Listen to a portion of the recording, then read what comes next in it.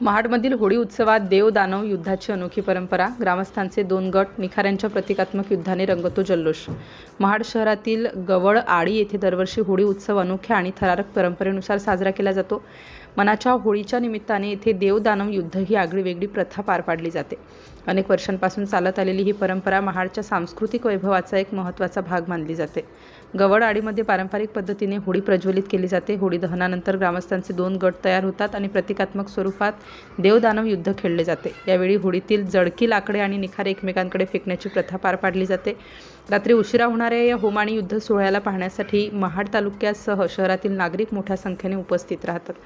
पारंपरिक श्रद्धा, उत्साह आणि थरार यांचा संगम असलेला हा अनोखा होळी उत्सव दरवर्षी प्रेक्षकांना आकर्षित करतो. City India news.